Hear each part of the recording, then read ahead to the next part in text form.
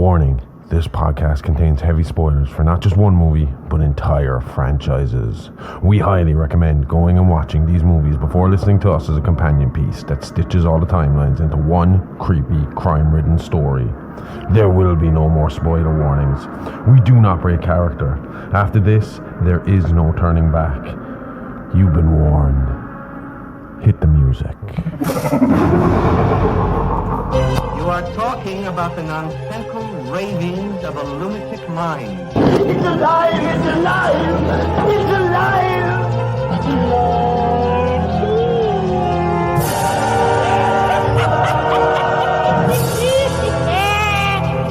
alive! It's alive! It's alive!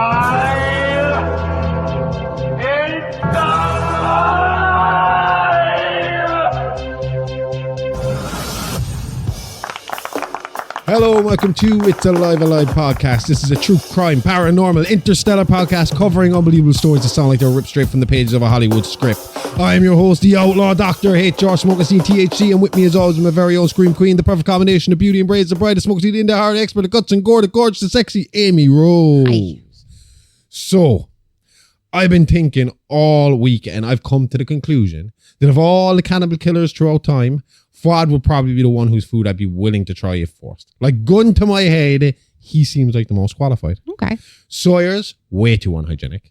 Dahmer makes Swiss cheese out of brains and is terrible at storing his meats. Sagawa, too creepy, and I'm not into these fancy celebrity chefs.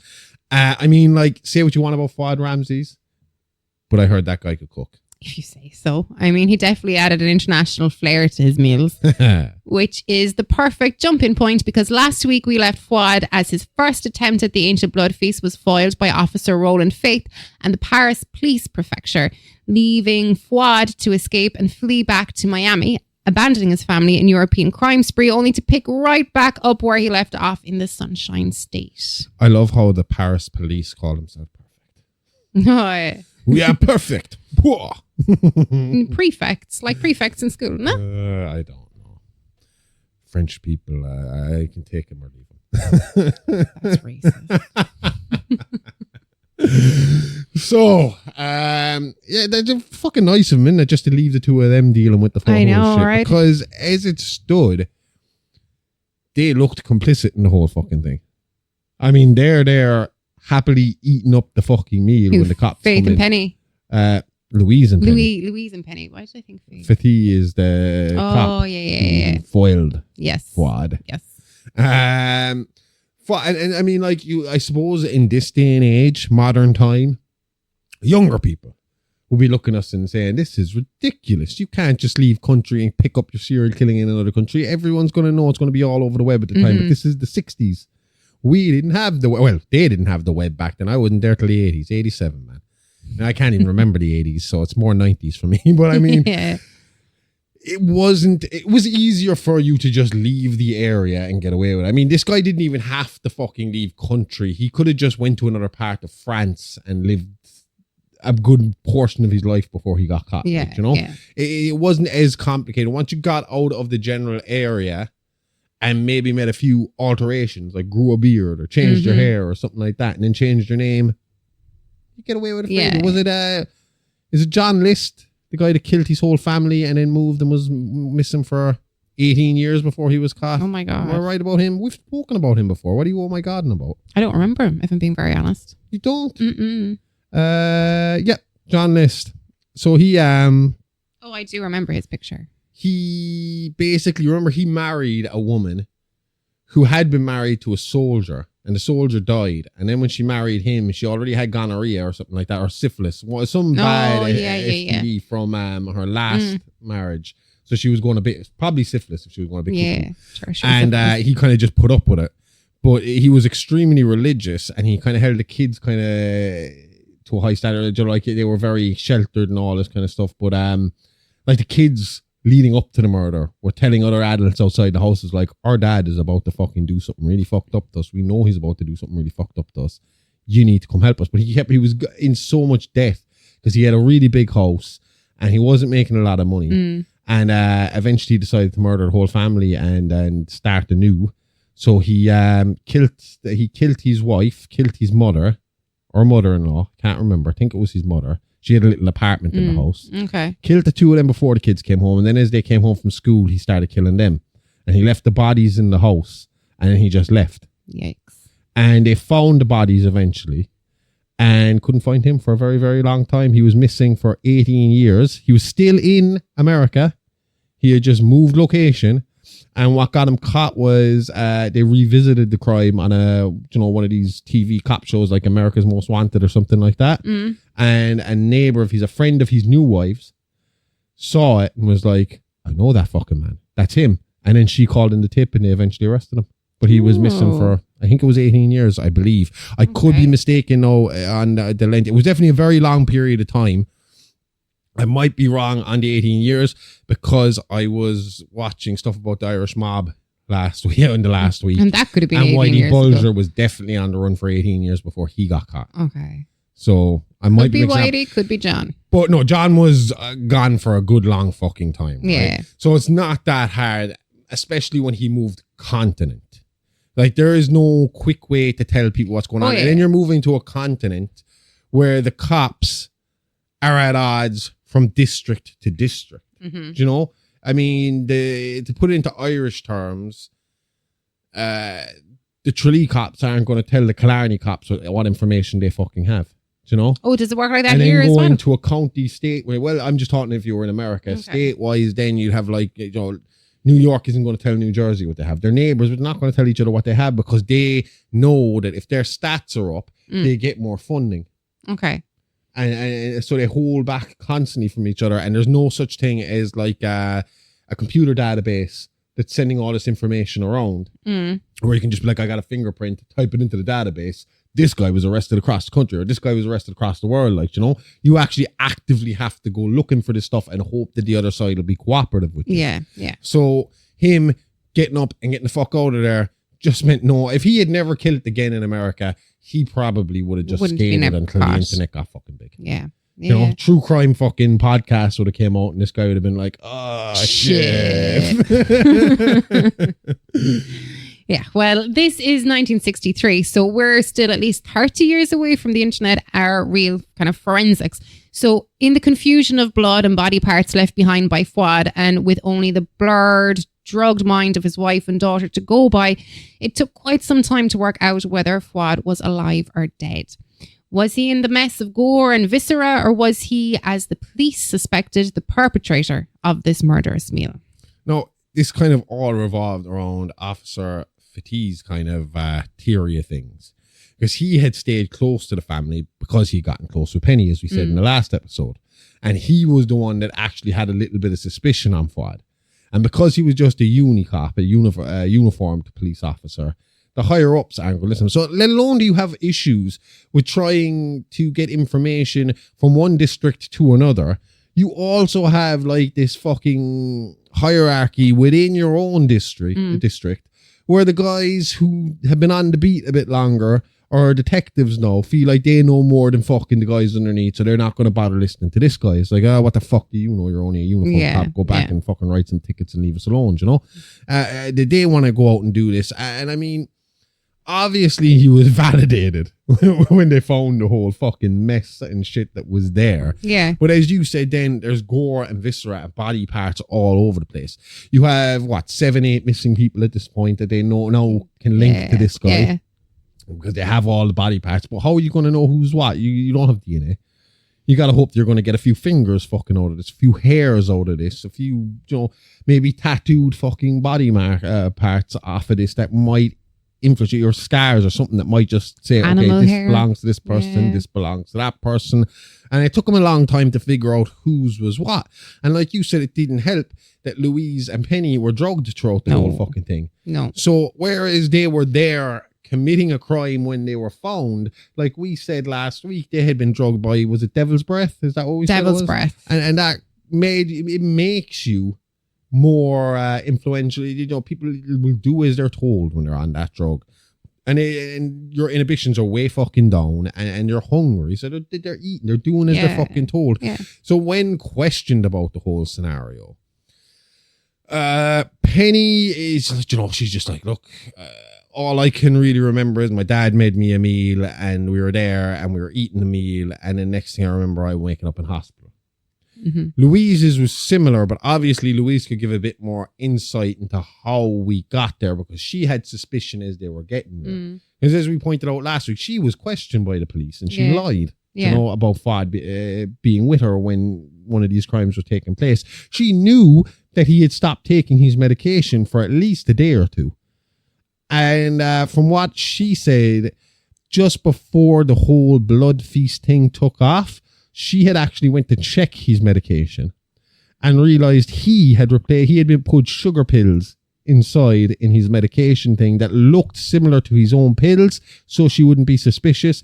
But she tasted one to find out to be sure she was suspicious. She had dealt with his psychosis before. Yeah. She knew how far it could go or how deep it could get. So she was worried and she checked one of these pills and realized this is just fucking sugar. This guy is, we need to fucking deal with this. But when she confronted him about it or was preparing to confront him about it, that's when he offered her the drink that put her fucking out. And when she woke up, all she can remember is having a meal with her husband and then waking up in hospital. Okay. Yeah. But no, it's, how do you prove that? Because again, we're in the 60s. It's harder for you to get blood work out and fucking figure out what's in there. Oh, yeah, definitely. What drug is in there, what drug was used and all this kind of thing. So it takes a lot more time to put the pieces together and realize who is involved with what. Who did what. Yeah, exactly. Yeah. And being found the way they were, it seemed like it would be an uphill battle to convince authorities that the two women were also victims in this crime and not willing participants. I mean, the media played a big part in this as well. The media obviously blew it up. And you see this time and time again. It's worse now because we have social media and people will just go on the attack. And bullshit and lies start to fucking fester into fact. You know? Yeah. People think they know the truth, so they put it out as fact, and then other people believe it, and it just goes and goes and goes and goes until it fucking snowballs into a giant fucking avalanche. And this is what was happening to them, Joe. No one was going to believe that these two who were found covered in blood with big smiles on their fucking face weren't involved with this. On top of that, the information comes out that Louise had lied. Police do come forward and say, well, this woman has lied for her husband once. Yeah. We know this for a fact now because we know Fuad was the one killing these women. Okay. Or these people. Yeah. We know 2 of his victims were murdered in this theatre. We also know that we questioned his wife about his whereabouts that night and she said he was with me. Do you know? Yeah.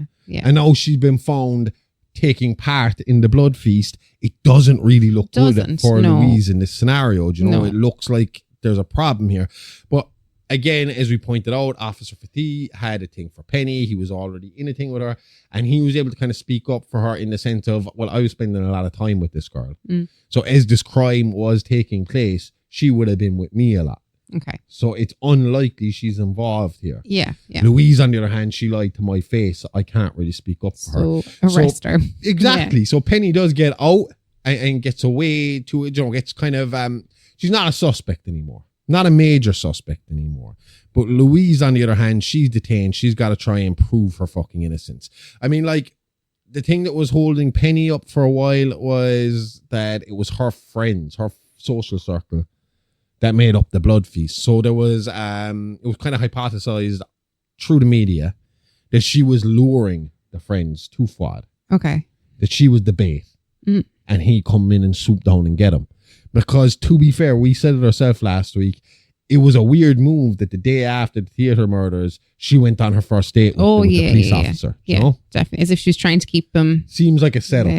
Keep this guy sweet, keep him close. Yeah. But at the time, the Paris Police Department, they believed the officer. He believed Penny, but Louise was still a big old question mark. They wouldn't actually be fully exonerated until Fuad's Miami crimes would come to light, although the women were never able to really get out from under Fuad's dark shadow. Yeah. And with that, let's get back to Fuad and how he got back to Florida and what he did when he got there. Again, as I pointed out above, this is 1963, so escape was a lot easier. For one, airport security was lighter and much less efficient as it is today. To put that into context, these days you need to be at the airport hours before takeoff, while back in 1963 you could arrive 5 minutes beforehand, buy a ticket and still be sitting comfortably in the plane before takeoff. And that's exactly what Fuad did. Well, I mean, like, airports were a much more chilled out place before the whole 9/11 thing. Yeah. That changed everything about airports. It did, yeah. Everything about airports. Now, you'd think with the likes of DB Cooper and stuff like that back in the day, that might have altered how things were done. Nope. But, and apparently, like, I've watched documentaries about DB Cooper. Apparently, it was really, really, really common for planes to be hijacked back in, like, the 60s and shit. This was like a weekly thing, like. So why not tighten security then? Don't know, man. Don't know. I would have thought after the DB Cooper case, they would have came fucking down hard in it. Yeah. Because, I mean, that man managed to get on without anybody knowing who they were. I've heard a new theory about that, actually. Wow. An interesting new theory about that. Sex change. That, that it was the flight crew that pulled We're it off. in on it. That it was the fucking guy that drives the airplane. Pilot, that's the word. God damn. Terrible at mind this. fart. It was the pilot or the co-pilot that came back and sat there, and that the flight attendant was in on it and everything, and they played up all the part, and that's why the back is down. The thought of him jumping out is there. They got rid of one of the parachutes, and then when they pulled over, they gave the excuse and walked off with the money. But he never got off the plane. But he never got off the plane because he didn't exist. And they just scattered some...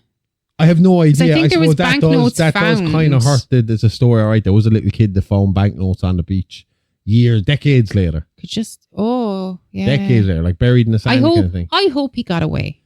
Well, he did. No, as in like he lived. I hope that there was got no out body and survived. found. I mean, if they're out there searching all that area for fucking for money, they're going to find a body. Yeah, but if you find money on the beach, what's to say that he wasn't dropped into the sea, like, and he just got swallowed up? Because it wasn't a sea. I think it was a lake. Lakes are fucking big over there, man. But then I did just say beach. So I don't know. Just say beach. I think some lakes have beaches though, don't they? Beaches. Small lakes, yeah. But I don't know. He did get away. There's so many fucking theories on who he was. It's one again that I would absolutely love to fucking know, like, you know. They might. I mean, they're pretty sure that they found Amelia Earhart, that she was eaten by crabs and there was bits and pieces. So, I mean, like, stranger things have happened than solving DB Cooper. Oh, yeah, I forgot that part. What's to say that they didn't find a drowning victim a few years later and were like, well, this person is this person. DB Cooper wasn't his real name. No, it wasn't. What about that guy that was just dead on that beach that time? They kind of the 60s. Do you remember? And they were never able to... No, I never heard of that. Yeah, we did it this time last year. Oh, the secret agent guy. Yeah. Let's say it's not him. I mean, there's the Austrian guy as well that died in Ireland and nobody knows who he was. His name was Thomas or Peter or something like that. He had like a plastic bag or something. I assume if it was in the general location though, they'd be like, oh, is it DB? There was also speculation, or this woman that came out and said, this trans woman that went from male to female that claimed it was her. I heard that. That's what was in my head when I was asking sex change. She needed the money for the sex change and then she started a new life. Like Dog Day Afternoon. I like that idea. I do like that idea. Nice I hope it fucking worked out for her. But it's funny because nowadays when people go to question some of these people about the DB Cooper thing, they forget that these are cranky old people. And it's like, if you're here to talk to me about DB Cooper, you can get the fuck out of my fucking head. And it's like, oh, he's definitely DB. He doesn't want to talk about it. It's like, no, that dude's just sick fucking shit if you talking about DB Cooper then. Yeah, definitely. So anyway, at this stage, even in spite of DB Cooper, planes were still a very easy fucking thing to get on. I mean, even in Ireland, at that point, you didn't necessarily need a passport to get on a plane. If you had like identification, like a license or something like that, you could walk onto a plane. Yeah, we can still go to Britain with a driver's license. I don't know if you can still do that. I think Aer Lingus could as a kid, but I don't know if that's still the case. This debate the whole time. Apparently, they're kind of selective about it. Some people have gotten on recently and some people haven't gotten on recently. Anytime I went to England, I didn't need a passport. But last time I was in England was... Fuck, it has to be about 15, 16 years ago. Yeah. Oh, did you go by boat? No. Sorry, I think if you go by boat, you don't need the passport. If you fly, then you need the passport. I've been there 3 times. Yeah. Twice by boat, once by plane. I don't remember having a passport going by plane. I think I used my license. Okay, I think you can argue at the airport that we're in the free travel area. Well, at the time, they were part of the EU.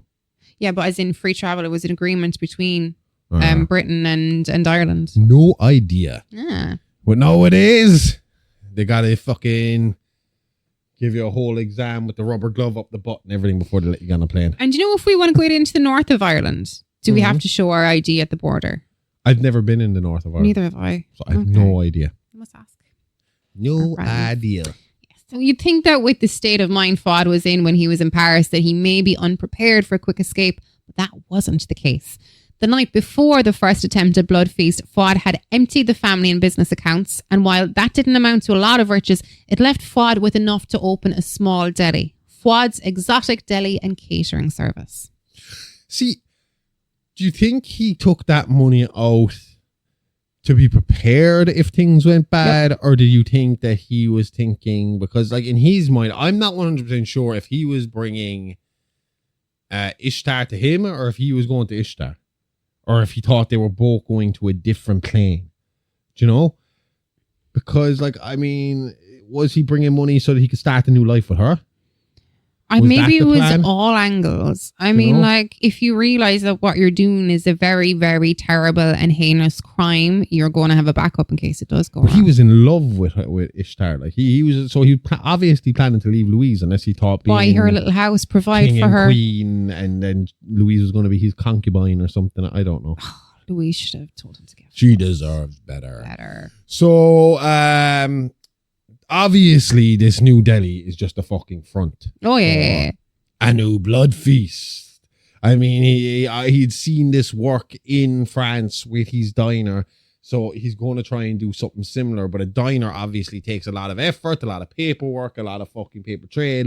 Whereas a little deli in the 60s, you're probably not going to have the fucking... officials coming in and checking you out and stuff like that. Especially when this deli, it's not your typical deli of like you go there and get a fucking sandwich and stuff like this. It was a deli in name only. It was more of a catering service. You came in, you discussed it with him, and then he'd make up the food and go to the party and supply the catering for it. He starts almost immediately because we have like 7 unidentified victims, possibly sex workers. They've never been identified to this day. We don't know. All we know is that his first attacks were sex workers specifically. Police kind of responded. They responded in a slight way to sex workers when they were going missing. They went out and they went on to the hot spots for prostitutes and stuff like that, and kind of tipped them off and told them, you gotta be careful. Okay. We know what you're doing. You don't have to admit it to us, but we know what you're up to. Just be known there is a fucking serial killer. We believe there is a serial killer active here and here targeting your type, you know? Yeah, yeah. But outside that, they weren't doing a whole pile of investigating. Okay. Because, we got better things to do than worry about hookers. They're out there. They know the risks. They know what could happen to them out there, and they're breaking the law anyway. Yeah. You'd wonder how long, as in like how long he would have actually gotten away with it if he just stuck to sex workers. Yeah. In the 60s in America, he could have went up to the hundreds. He would have completed his blood feast. That's for sure. Yeah. No problem. I mean, that's how guys back then, that's why it's known as the golden age of the serial killer. 60s and 70s, they could get the fuck away with it, no problem. All you had to do was not have any real attachment to this person. Yeah. Pick random. Pick someone completely away from your life and you're going to get away with it because they can't figure out a link. And once they can't figure out a link, that's it. Because again, it's before DNA was a big fucking age. It was a thing. So you coming all over the dead body and walking off, it's not going to get you in trouble now. They will come back and get you in the 90s and the 2000s, but it's not going to be a problem now, and it's same as long as you're dead before the 90s. I mean, no, I mean, you know yourself, like dead skin comes off of humans constantly. Hairs come off of humans constantly. When we're talking, little bits of spit come out without us even realizing it, and cops will find those tiny little drops. And that's you done for life, But again, this isn't the case back then. And even then, I mean, I know they complain about how police deal with sex workers even now. So you can imagine how little they gave a shit back then. Yeah. Yeah. I got to deal with, I'm going to go and help the good standing citizens before I worry about scum. It will be their attitude, Yep. And it's the same as gangsters killing gangsters. It's like, we don't give a shit. They're wiping each other out. Who cares? Yeah. So a serial killer killing sex workers, to them, they're on the same level. They're both criminals. Let them fucking deal with it amongst themselves, as long as you don't hit any good white women. Everything is fine. Anyway, let's keep going. It's your turn, Amy. Oh, I already said it about wondering how long Fuad would have gotten away with it. Oh, yeah. It's my turn. So it's funny because it would have seemed like the safest bet for him. But I don't think as well that it served his needs completely. Do you know? The ancient story of the first blood feast says nothing about requiring... They don't really like having sex in all of these cases. When you talk about any of these kind of ritualistic fucking old-timey stuff, it's always the virgin they're looking for. Yeah. They're not looking for the town bicycle. They want a brand new bicycle. Never ridden before. You know? Personal to them. And even then, it's strange because as well, we talked about this story last week, right? The story of the blood feast. Yeah. And what it was by Dr. Lou Herschell. And he's from the University of Pennsylvania. So this guy knows what he's talking about. He does. And just to refresh people's memory, what did I say that guy's name was again? It wasn't that. Dr. Lou Herschell? No. Tomo. What was he? I have it down as Tomo here. Was it Tammuz? Tammuz.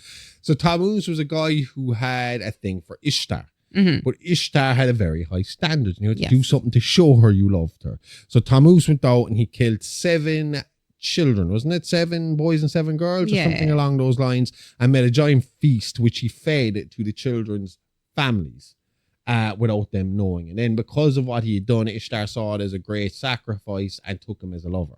Okay. And that's kind of the story that Fuad is running on here. So that's even weird again because Fuad is going for adults and he's not going to be feeding this blood feast to their parents. So straight away, he's kind of going off of what the ritual actually is. He's kind of just, I suppose, working it out in his head and doing what he thinks he's capable of doing. But technically, if this was a real thing, if he was right about the ritual working, it's not going to work the way he's doing it, is it? And it's certainly not going to work with adult sex workers. Yes.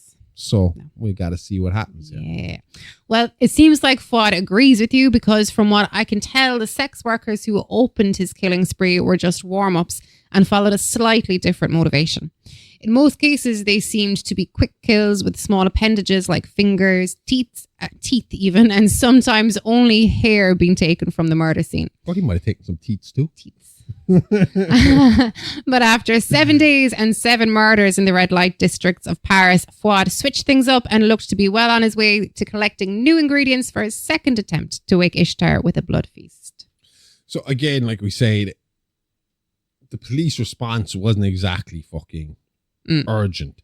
But as the body started to mount, they did start instead of just going down to the red light districts and talking to the girls, they started putting out news warnings, reports aimed at these sex workers to let them know. So what they had been telling them in person, they now put it out on a wide scale on the radio because obviously they can't guarantee that they're going to talk to all these girls individually. Okay. So it's easier just to have it constantly running on the radio because again, in the 60s, yeah, you have TV, but the radio was still a very powerful means of communication. Yeah, I mean, like you got your information from the radio. You listened to the news on the radio. You know, it was on. I mean, I remember people spent evenings in the 90s, sitting beside the radio. But in the 90s, from the minute my mother got up in the morning, the radio went on in the kitchen and it didn't go off until she went into the sitting room in the evening to chill out and watch TV. Yeah. Do you know, it was on all day long. You got in the car, radio on. Do you know, it was just always playing. So you were always getting your news source from that. So you can imagine in the 60s when TV is more limited. Because I mean, back in the 60s, TV had a start and end time. It wasn't just a 24-hour running channel. The channel switched off at some point, you know? Yeah. You know, sometimes midnight, sometimes 1, 2 o'clock. But at a certain time, the national anthem plays and the fucking thing stops. And it starts again in the morning, you know? Yeah. So, I mean, you're not going to get a constant flow. And you'd have to assume if you're a sex worker, most of the time that you're going to maybe hear and see stuff is going to be evening time and night time. Probably. Do you know? Yeah. You're probably going to sleep most of the day because you're a night worker. You know, you work the night shift. Unless you try to get the early birds. Yeah. Yeah. I think notoriously women who do any sort of sex work, it's always the B team that goes out in the bright, doesn't it? The B team. Well, I always heard about strip clubs. Would you not send the A team out, the better looking ones during the day, and then... Well, I've always heard that you don't want to go to a strip club during the day in America. Oh. Because that's when, as they say it themselves, the women with bullet holes and missing teeth are on stage. Okay. They keep the prime ones for evening time use. But see, I assume again as well, if you're like a really good looking girl doing sex work, you're probably going to get to pick and choose when you want to go, because you know if you go out at night, everybody, the majority of guys are going to go looking for you at night. That's true. Fewer are going to look for you during the day. Plus, at night, you have the shadows to hide in if the police come looking. Whereas at the daytime, if you're standing there in a G-string and fucking high heels, they're probably going to pick you up pretty quickly. You know? Yeah. And you have more complaining people during the day. I mean, if a mom's wheeling her kid down the buggy or walking with her toddler and they start pointing at the sex worker, you got to assume that woman is going to go and complain. Whereas at night, you don't have children on the street. I'd probably ask the mother why her child was in a red light district. He was horny. Okay. Mommy, your boobs don't give milk anymore. Bring me to the red light district. I'm going to find a big set of memories. Not how it works.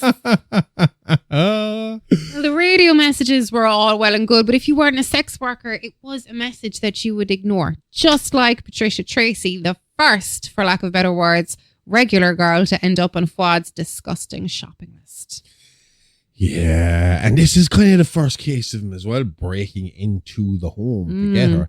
Like, and we'll explain later how he knows where to go and when to get these women, because he had a very kind of smart way of doing this. Yeah. But he was in her home when she returned from being out. He was hiding out. Very reminiscent of BTK. Who would come into your house, cut the phone lines, and then go hide in your fucking wardrobe until you came home and lay down to go to sleep. Creepy. And suddenly he was on top of you, you know, like a proper fucking predator. Yeah, you know? yeah. And Fuad was similar, and he waited and kind of pissed around her apartment until he heard her coming home, and then he hid.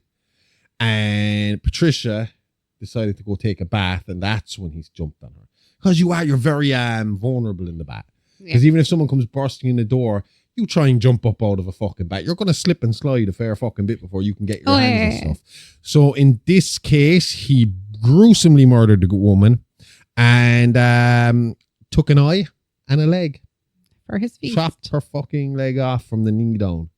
Yeah. When police found her, that's pretty much the way they found her. Yeah. Pretty much nasty. And that was after a day or two as well, because she had to be missing and someone had to go looking for her to find this gruesome body. I believe it might have been her mother that actually eventually kind of came to the house and found her the way she was. Imagine that, man. Yeah, fucking hell. And just like most serial killing cases in America, this death kicked the cops into action.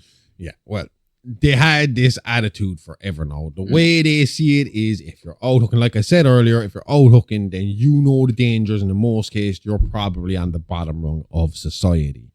Plus, once they put their Jane Does on ice, it's unlikely these women would have family to come look for them. A lot of these cases, they're in situations where they have no family or they're estranged from their families. So by the time anyone realizes they haven't heard from Mary Jane in a while and reports to the police, the case has gone stone cold or the killer is long gone. Yeah. But kill an innocent white girl and suddenly every cop turns into a mix of Sherlock Holmes and Horatio Caine. Ow!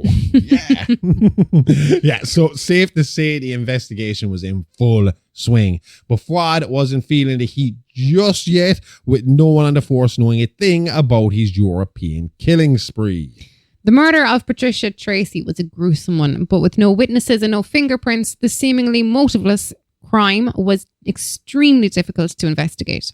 In fact, the only thing found with Pat would eventually lead back to Fuad was a book, Ancient Weird Religious Rites. Yes. So no, this is what I was talking about. This is how Fuad was finding his victims and being able to get their address and all that stuff. So Fuad put a little advert into the newspaper advertising that he had a book club, and that if you subscribe to the book club, he would send you this free book, which was Ancient Weird Religious Rites. Okay. And for some reason, women in Florida were very interested in these I'd have probably signed up for the book. So that's what was happening. Women would write him with their address and details, and then he'd send them the book. And for the longest time, they don't know, like the cops weren't making this connection, but eventually as it all starts to fall into place, they realized that they were finding this book as they went along in everyone's possession. Or if he killed them somewhere else, once they went and looked into their family life or their background or their home, the book would always turn up. Okay. But in this case, obviously at this point, it's just a book. They don't know anything, there's no real connection to their story here, so they paid no attention and they just left the fucking slide. But this is how Fuad was picking people to go after. He'd get the address, he'd stalk them a while and then jump. It's a good advert for having a P.O. box. But so we know what Fuad's goal was, and we know he was well on his way to completing his evil meal. But as you pointed out earlier, he needed to find willing participants to eat the meal for the ritual to work. And that's where the Fremonts come in. Mm-hmm. You see, Fuad's deli was more than just a clever front. It was also a trap to find unsuspecting dinner guests and to feed them his long pig delicacy. I fucking hate that description of cannibalism when you're eating human. Pig. Long pig is what they like to call it. And it's apparently we taste like pig though. Really? Yeah. I heard chicken. I heard both actually. I've heard chicken as well. It depends on where you cut the meat. How you're cured, I suppose. I don't plan to ever find out. No. I'd rather taste like chicken than bacon. Why? Chicken seems a bit cleaner. Do you think? Yeah. I like bacon though. I like bacon too, but I don't want that temptation. I'm hungry. Slice me off a bit. Some bacon fingers. Good way to lose weight though. Oh yeah. Take it from my thighs. I ate cake earlier.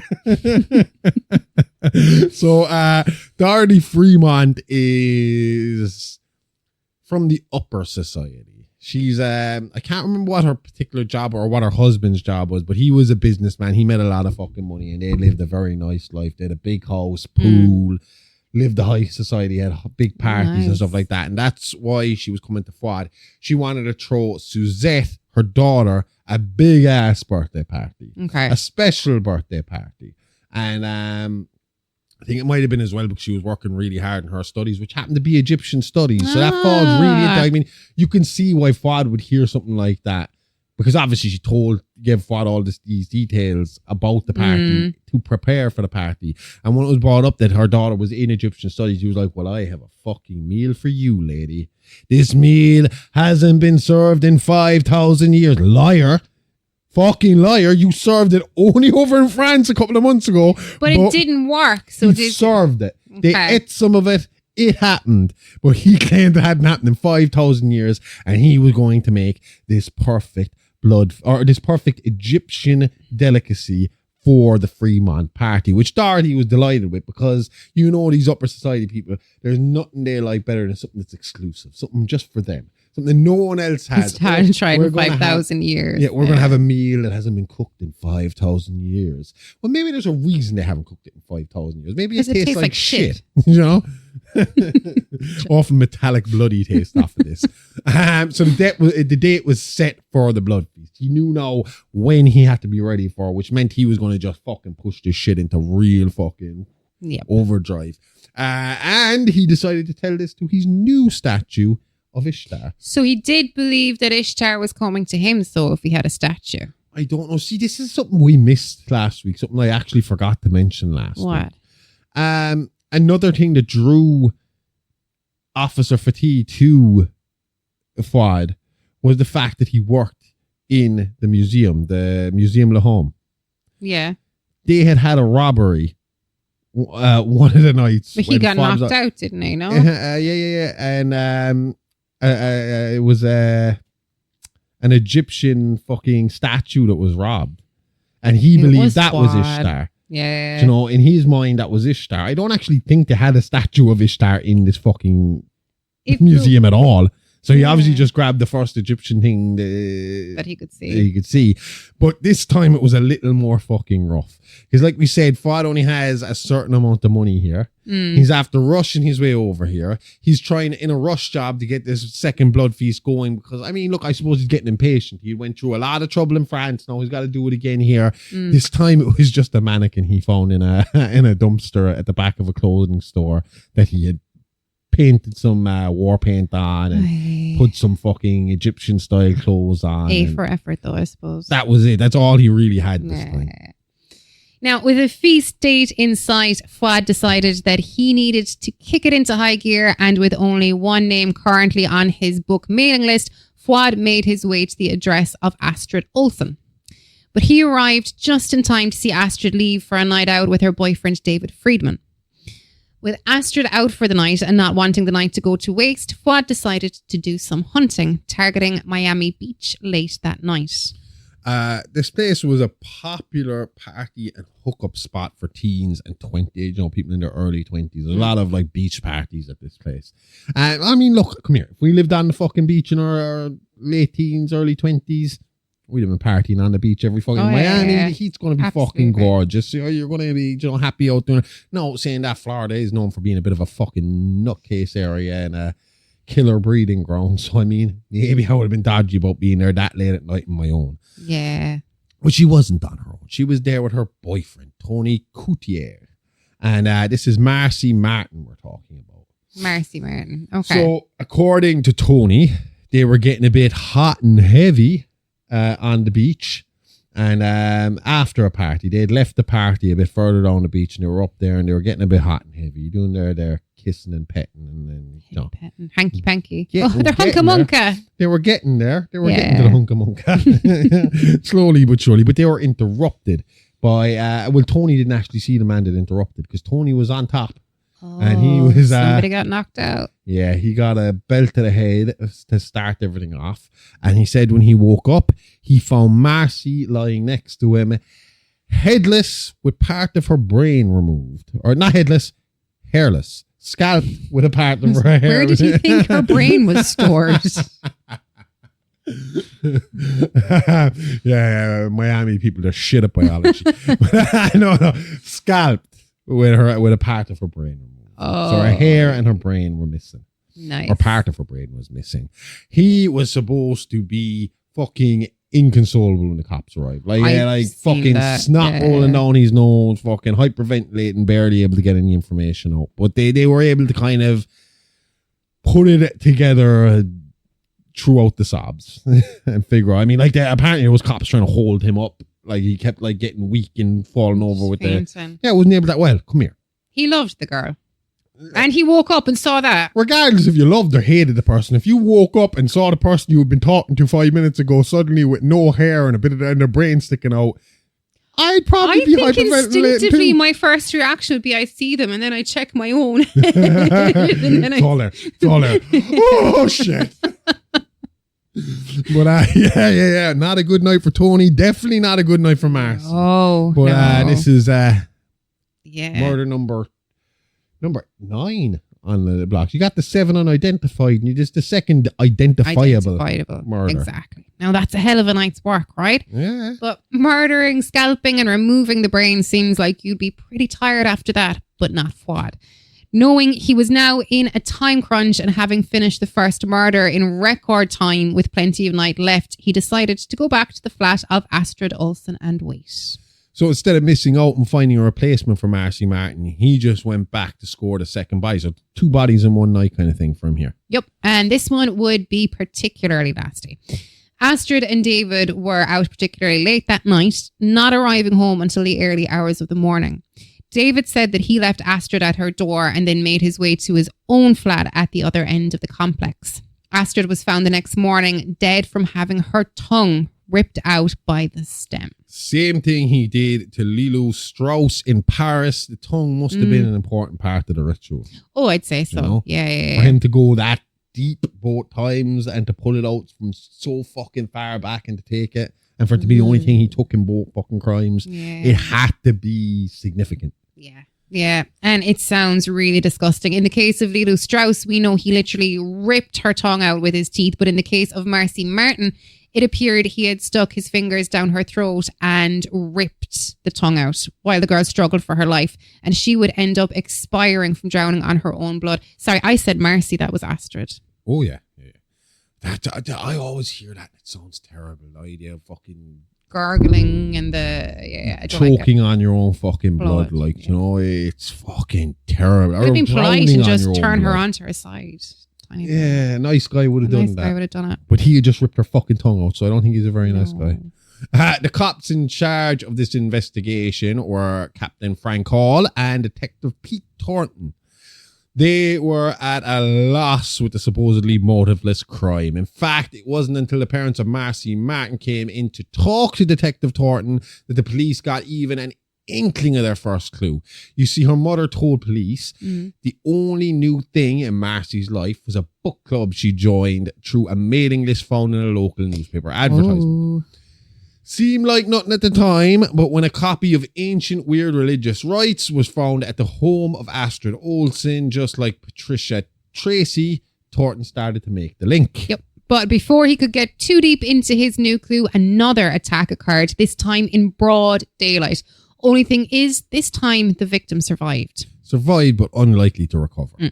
Which is why the detective dropped everything to be by the victim's bedside. He hoped to get a few words in with Miss Janet Blake before she succumbed to her injuries. Yeah, her injuries were pretty fucking bad. He took her face off. Like Nicolas Cage, John Travolta, face off. Yeah, no. And she was in pretty bad shape. He fucking, to get her down and hold her down, he had to beat the living shit out of her first. So she was like broken, bruised, bloodied, and the face being taken off, and then being kind of out in the elements on her own, half dying as it was for a couple of hours, didn't really help the situation. It was almost like a very quick infection came on in the body as well, and she was in shock and all this. Oh, you'd go into shock straight away after that face came off, I'd say. Like the blood loss, everything. So it was pretty nasty. But when she was lucid on and off for a couple of hours. Like you might get a minute or two of her where she kind of panic talk and then she'd just be gone again. Gone again, yeah. In one of the lucid moments that she had, because Thornton had stayed there to fucking be on the ball and ready to fucking jump at any chance to ask her a question, he got in there and he was trying to ask her, is there anything at all that you might remember? Anything. She just started mumbling the words, man, saying Ishtar, Ishtar, Ishtar.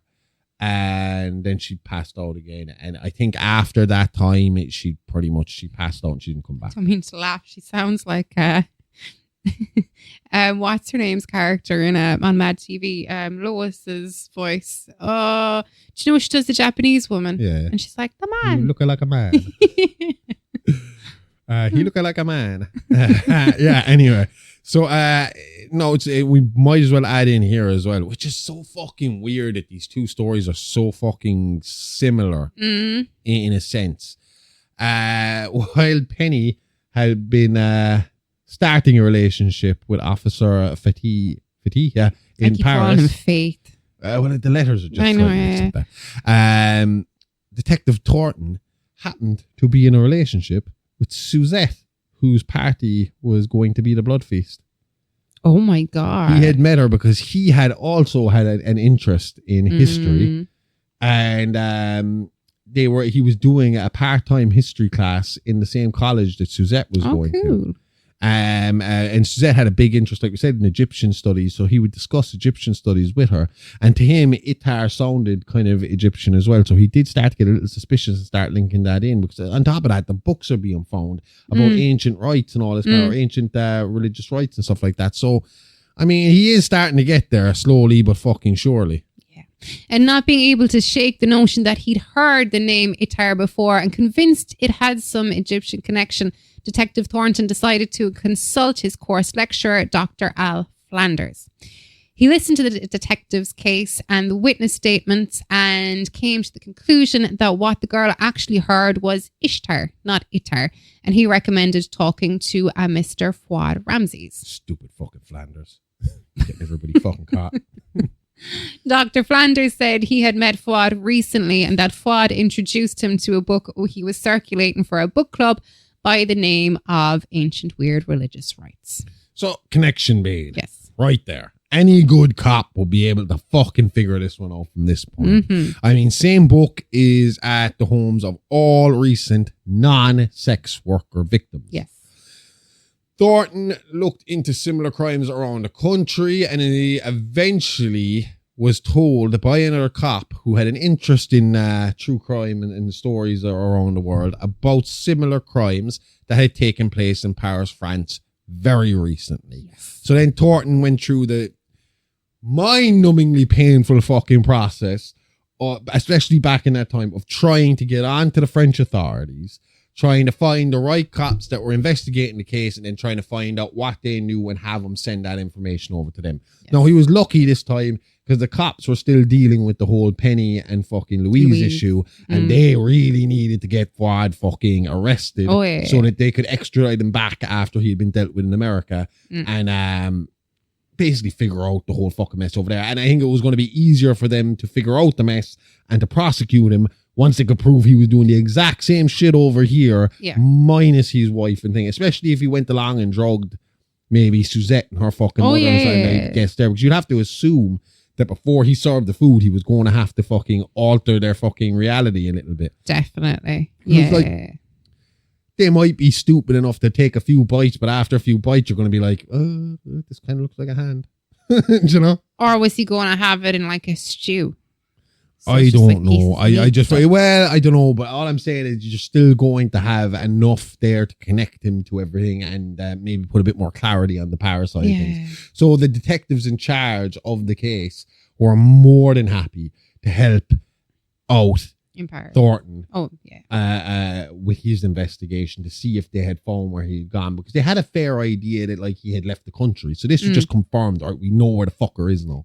Let's help this guy out. Let him do the dirty work, and we bring this cunt back over here and nail him. You know. And finally, they had their breakthrough in the case. Yes. But unfortunately, it wasn't quick enough because while police were out chasing down the Ishtar lead, Fuad was busy putting the final touches to his ancient Egyptian meal. Trudy Sanders was his next and last victim, a close friend of Suzette Fremont.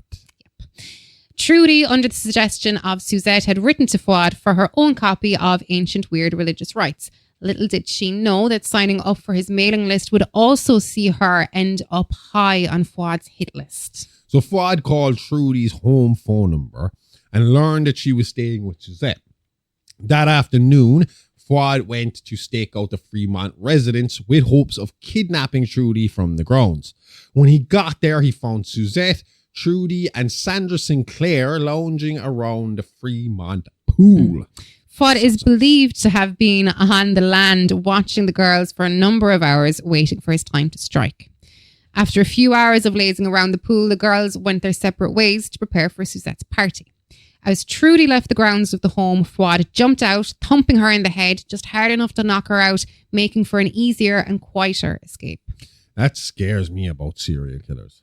That they can just wait for hours. That you could be just about your normal day and they're just watching. Waiting. Proper predator. I mean, it's animalistic the way they fucking deal. It's like a fucking big cat or something.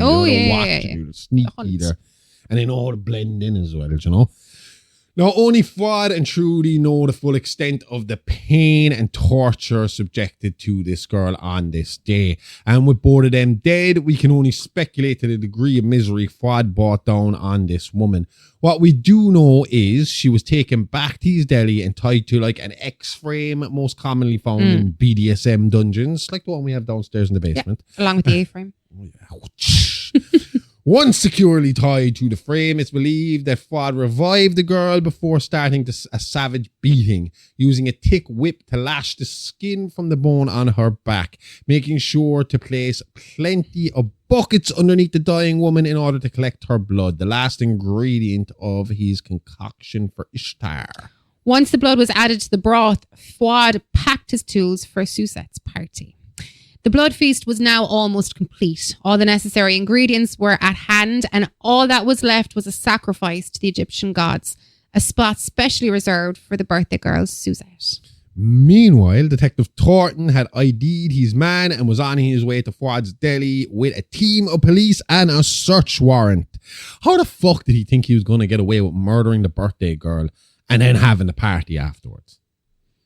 Again, trying to make sense of a senseless mind is fucking crazy. You know, this is the same type of problem we always have with serial killers, where you and me sit here and we try and like reason what they're doing, and it's like you realize it's like, well, why are we trying to reason with unreasonable people? Could be going off the thing that the birthday girl's always fashionably late.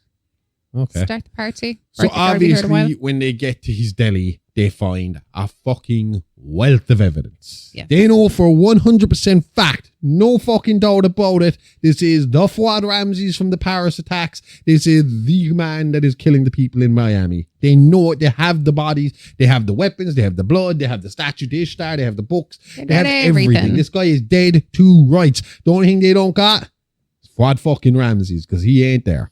They find blood, they find body. I mean, it's once they get their hands on this fucker, it's over for him. Yeah. But can they get there in time? That's the question. Thornton, who we know is in a relationship with Suzette, was well aware of the party and who was set up to cater the event. So he redirected his team to the Fremont residence and took off towards the home, hoping he wasn't too late to save Suzette from this deranged killer. Thornton tried to call Suzette to warn her, but he was too slow. Fuad had already arrived and had cut the telephone line to the Fremont house, not wanting his victim to call for help before he could complete his ritual. Another fucking great thing about living in the modern world. We don't have phone lines anymore. We don't have to worry about that shit. Exactly. It's all in the air. Yep. As long as all that stuff in the air isn't like, radioactive and killing us slowly. We don't know that. We're not going to know that for a long time, are we? Not until we die. Like, well, I mean, like in the future, obviously, we'll have an idea of how damaging phones actually fucking are. Oh, well, yeah. But do you think like in like the next 20 or 30 years, there's going to be like a huge increase in brain cancer or something, or tumors? I told you that already. I used to keep my Nokia 3310 in like the shirt, my blouse pocket right there, like over my chest. But then I was told to stop it because I get an inverted nipple. What? That's the reasoning behind it. Take it out of your breast pocket because your nipple will No, invert. my granddad was the first person I saw to with the old Nokias. And every time he sat down, he'd take it out of his pocket and put it in the table in front of him. When I asked him, he was like, well, we don't know how radioactive these things are. I'm not sitting it with my pocket. It can go up here. Smart and he man. loved his tech. Like, he had a phone as soon as he could get a phone, like, Yeah. So back at the Fremont party, Fuad was ready with the food, but he first needed Suzette to come into the kitchen to help him. So he at this point, he's like really, really playing up the religious, superstitious old man. Like, darling, come in here and help me with my ritual. I need to pray before I can serve the meal, and I need like, your it's help. my party. I'm not helping with the meal. Well, that's why we need you. It's your party. You're the honorary guest. Help an old man out here. Just humor me. I need to do this to make the food perfect. It's a part of the Egyptian team. And obviously that would play into what Suzette's interest is anyway. So she'd want to observe. Yeah, let's go for it. Once alone in the kitchen, Fuad had Suzette lie on the kitchen counter, which he made into his altar. Telling Suzette to lie with her eyes tightly closed, that would be a red flag for me, Fuad began the ritual with a prayer to Ishtar. But as... That's because in this day and age, we're like, close your eyes. No problem. Are you feeling my boob? Is that you touching my boob? Why are you taking my top off? As he prepared to stab her in the chest with a butcher knife as a final offering to his goddess, Suzette laughed, knocking Fuad out of his trance. Because she wouldn't take him seriously, Ramsey's attempt to sacrifice her was delayed, giving Dorothy Fremont time to get suspicious and to enter the kitchen and interrupt Fuad just as he was about to stab Suzette and finally finish the ritual. Startled by being caught red-handed, Fuad ran, escaping just as the police arrived to the home. And that is like the one time where a snobby rich person's impatience was finally paid useful, off. Do you know? But you can imagine her. She was walking around the fucking living room with the party and being like, what is he doing? We had the party. The food was supposed to come out at this time. I need to go in and see what he's doing. And he's taking up Suzette's time. I'm going to go in and see what's up with this. And getting real Karen about the whole shit. And then she walks in and it's, whip, put the knife down. Anyway, the next part is awesome. I mean, we have covered a lot of death on this podcast, but this is definitely one of my favorites. I definitely would not want to be on the cleaning crew for this afterwards. So Fuad led the team of Miami police on a wild foot chase, taking them through a nearby dump site. And in a panic and seeing the net close in, Fuad took the first opportunity he could to hide. Well, he was in a panic as well, because I didn't mention this, but last week in his struggle, he's kind of rushed to get away from the original crime scene. He had hurt his leg. I'm not 100% sure how he did it, but he was dealing with a foot injury to this point, because it's only a few months later, and since he hadn't had it treated, it hadn't gotten any better. So Fuad had developed an awful limp, and he limped everywhere, which again I think made him again seem like harmless. Yeah, the old man, because his hair had gone a bit grey in this time, I suppose. Stress, and he's limping around. He looks like a harmless old man. You know, you're not going to be same way Bundy paid up the cast and stuff like that. But this wasn't really playing it up. The dude had a fucked up leg at this point. He was just trying to get by, but so he was struggling to get away from, or keep the cops at a distance when they were chasing him. I mean, fully athletic we fucking trained for this police who chase people out every day, an old limping man who's trying to fucking get away. You know, it's not working out too good for him. Feeling the pain in his foot and knowing that there was no way he could outrun the fit policeman with his disability, Fuad saw a garbage truck whose driver had just gotten into the cab, getting ready to leave for the day. Fuad, taking the opportunity to catch a lift out of trouble, probably with plans to flee and try again, climbed into the back of the truck with all the other rubbish. What Fuad wasn't expecting was that once started, the compactor on the garbage truck instantly activates to crush all material dumped into the back. With nowhere else to run and now nowhere to hide, Fuad was trapped, and before police caught up and got the attention of the truck driver, Fuad Ramses was crushed to death.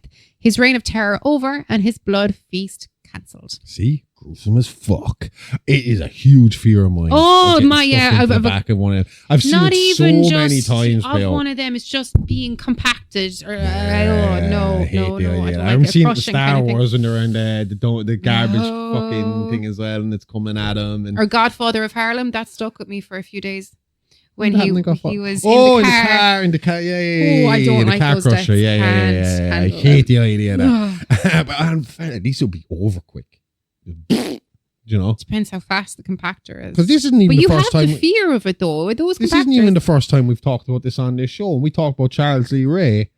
Remember when Andy Barkley was at the military school? Yeah. And the good guy doll was was supposed to be thrown into the trash there, but somehow got back out, and the guy who was working it got crushed looking for whoever was hiding out inside. Oh, nasty. Yeah. And that was the end of Fuad Ramses and his blood feast. Thank God. Yeah. Thank fuck he didn't have two nephews who did it again, or a grandson who tried to do it again. That would have been terrible. In fact, it would have been god awful, and nobody should ever look at that story. It's terrible. Anyway, I mean, it would have been terrible. It would have been terrible. But that definitely didn't happen. Not in the horrorverse anyway. But I enjoyed the story of Fuad. Yeah. It's not a bad story. And the documentary was good as well. The Blood Feast documentary from the 60s. And the other Blood Feast documentary they did in 2020. They redid. Yeah. Yeah, very good stuff. Yeah. Enjoyable. Exactly. And us coming back to serial killers, we were really deep in the conspiracy world there for a few We needed weeks. to get back to a bit of gore. We were dealing with a lot of God and a lot of preachers. Mm-hmm. We did have a guy who thought he was a vampire, but, you know, that shit happens too. It was fun. He was a nice guy. But yeah, I felt like serial killer. We needed to get really deep back into that real fucking crime. Back to our roots. Until next week. Yes. When someone else will be going back. And that's as much as I'm going to be saying about that. Or forward. No, this guy definitely comes back. Oh, just back. Yeah. Sorry. Yep. And if you want more horror, ghosts, aliens, or true crime, then check out our Patreon for more great shows like the IAA Bonus show, It's a Live Action, or our wrestling history show, Wrestling with Time. Also, we have your great history show, Playing with Bones. We just finished up season 3 on that this week. Mm-hmm. Really good. So you got, 4, 8, 12 episodes of that up there now. They're really fucking fun to listen to. So go check that out. And Amy's awesome mini bios that come out every Monday. Called Mini Monsters, where she takes a cryptid or some fucked up weird thing in history and time, and she covers that really quickly. They're usually about 5 to 10 minutes. Yeah. 5, 10, 15 minutes 20. max. But they're always awesome. I enjoy them. I listen to them going to sleep. Aww. I just put on like a list of them and I listen to one after the other, and I usually just. That's because you like my voice. I or you're just do, sick of I listening enjoy to it. my voice. Well, if I was sick of it, I wouldn't put it on, would I? I'd put someone else's So podcast. you fall on. asleep to it because I bore you. No, it soothes me. Thank you. Sends me into a nice, peaceful a dream where everything is nice and peaceful because you're there, but there's also an evil monster there that's chasing me down, like Jeff the fucking mongoose. You can talk about him like he's not. He's a fucking monster. Or the skunk ape, or the doulahan, or all the various other things that you had fucking terrify me into my sleep. Scalpies. Luckily, I like nightmares. They're fun. It's Yeah, like a they free sound like horror fun movie. when they happen to you, in fairness. It's like a free horror movie given only to me, my own personal Bit of flick. adrenaline rush. So that, along with pics, videos, news, reviews, and we do a lot of reviews now on the Horrorverse headlines, Yes. which comes out every Friday. We do it's a really cool one this week. We're going to be talking about the movies of Philip K. Dick. Yep. So you got Blade Runner, you got Total Recall, Minority Report, Screamers.